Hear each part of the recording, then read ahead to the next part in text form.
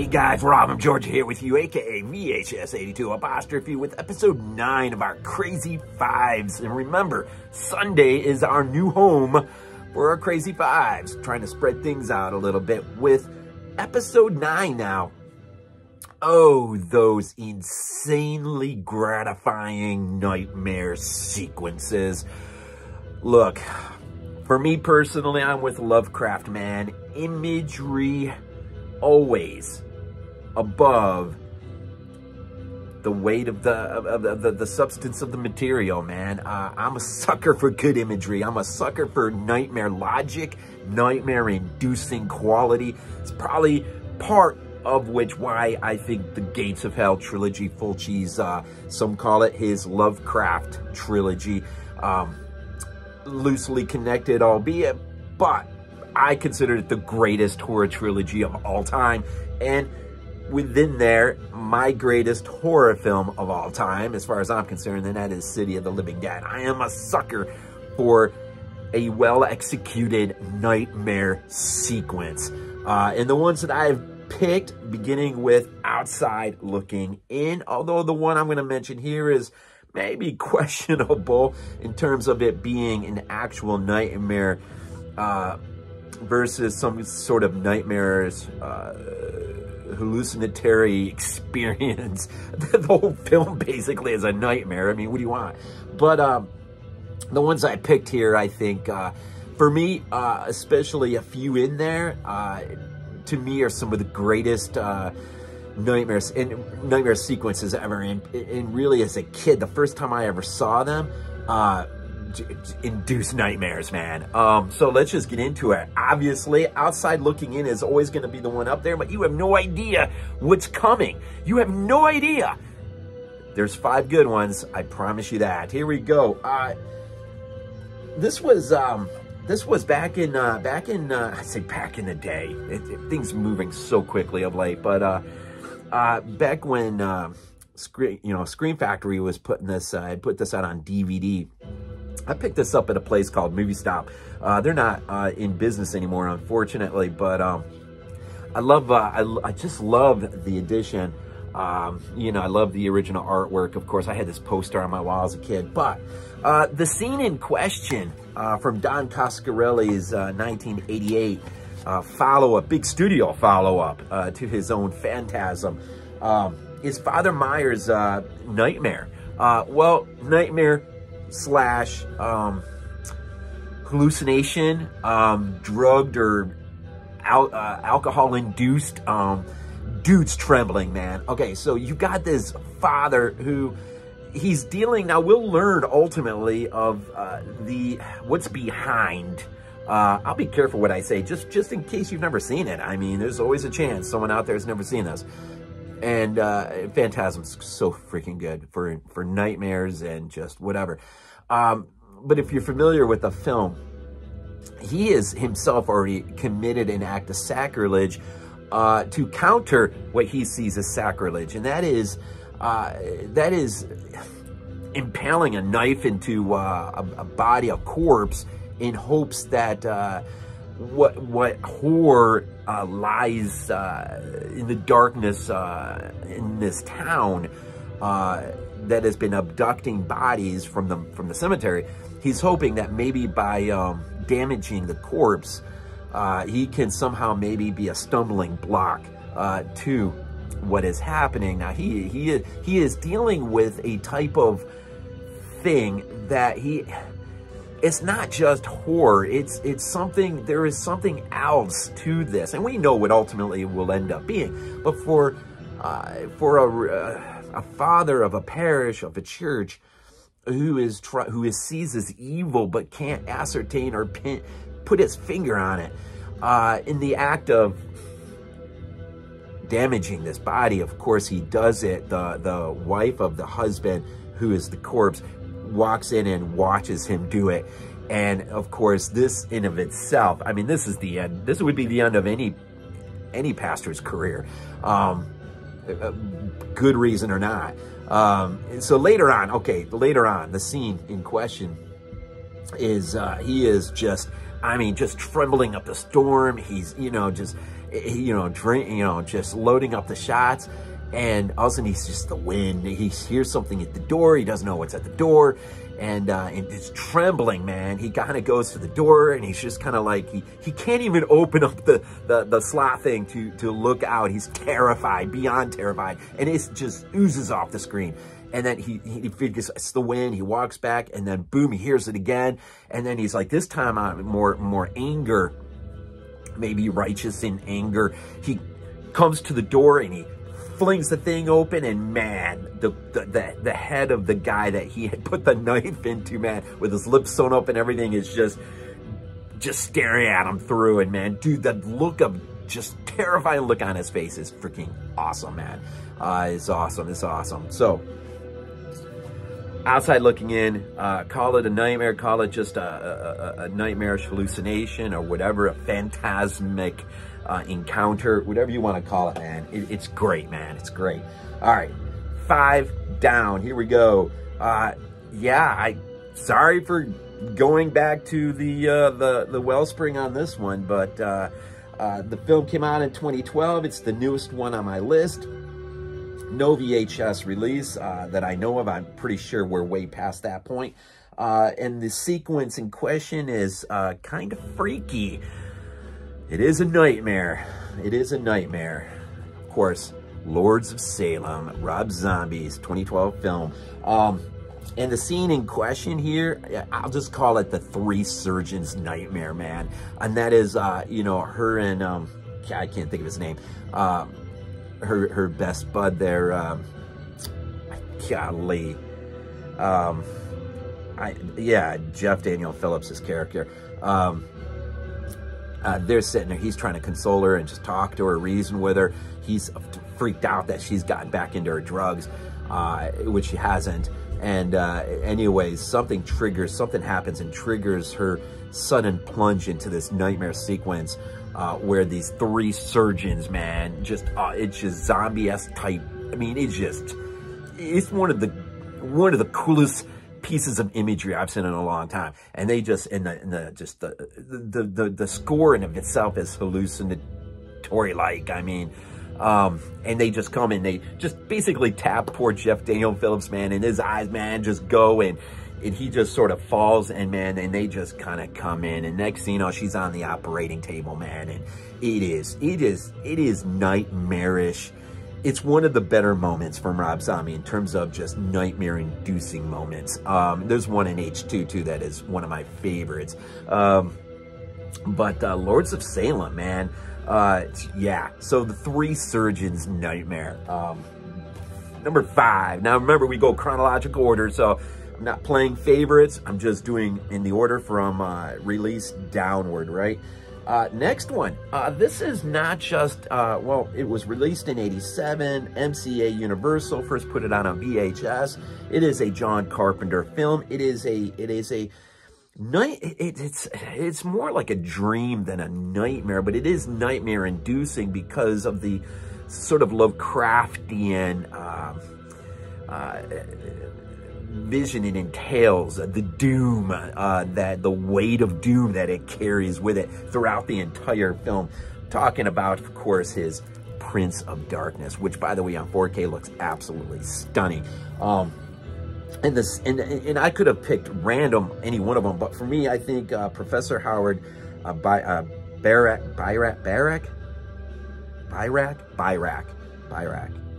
Professor Howard Bayrak's his own encounter with this dream, of course, in the presence of our famous Donald Pleasance as the priest, who witnesses this.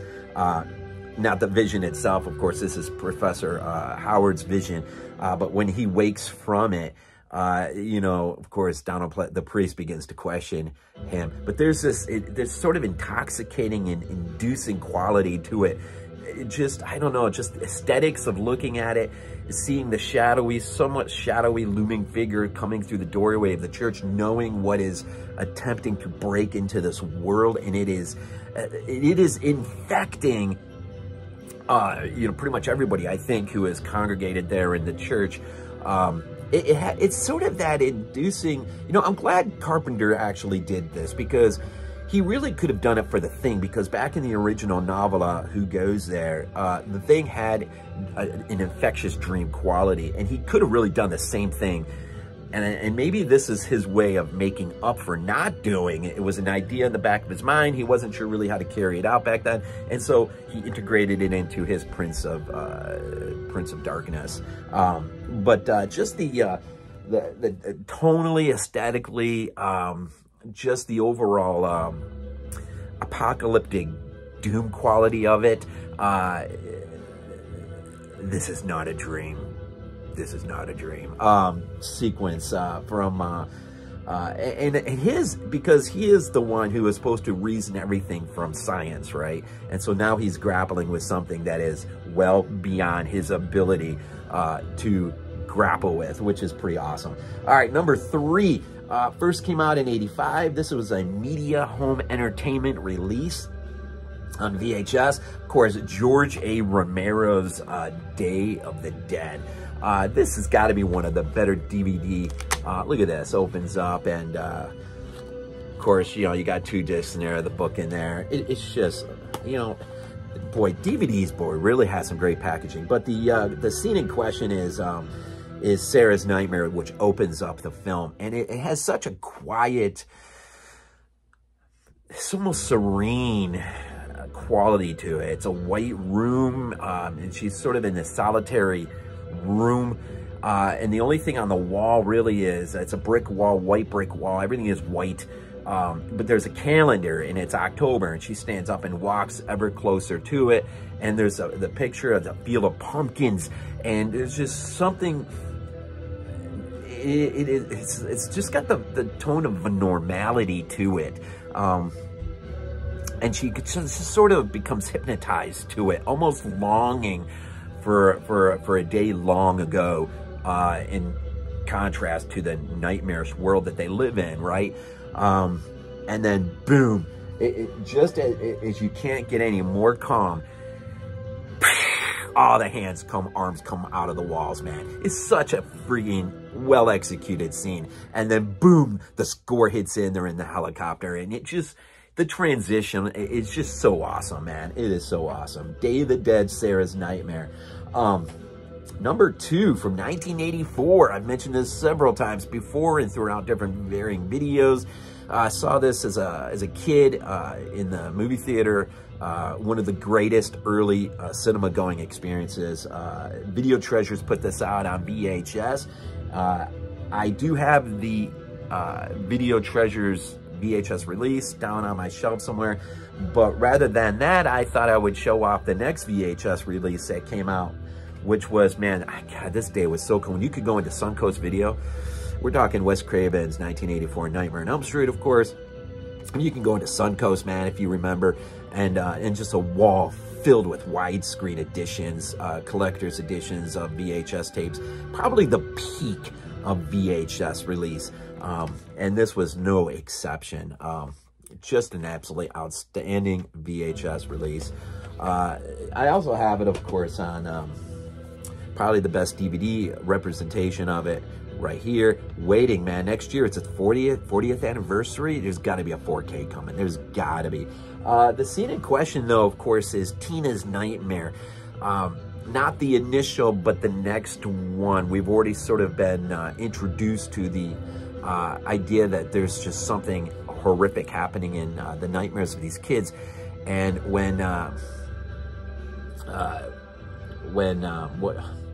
that night when God, why can't I think of her? I can't even think of Langenkopf's character, Nancy. When Nancy and Glenn come over, Johnny Depp's first role, right? Come over to comfort her. Of course, Tina's got her boyfriend too, which it probably is its own version of comfort. Anyways, she falls into this nightmare sequence, which is maybe one of the great moments in nightmare cinematic history. And of course, she goes out to the chips on the glass, brings her to her window, looking out into her backyard, and it is, of course, a tooth lodged into the glass. And I love the line, man. She's just like, "Who do you think you are?" whatever you are.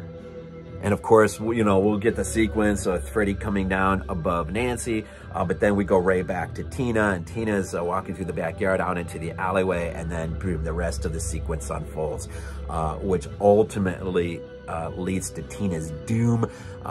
Just an incredible special effects, visual effects moment in history. The way she just kind of comes up off the bed and is just twirling around, and then the aftermath of the blood-drenched room. It's one of the great moments in horror cinema history. But that encounter with Freddy out in the alleyway, and just the effects, visually speaking, that go into that, not just that sequence, but the entire film.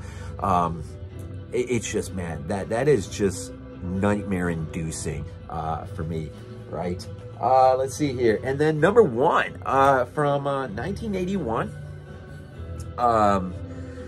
From an uncanny director, let's see, Vestron Video first put this out on VHS back in the day, and I'm pretty sure I do have it.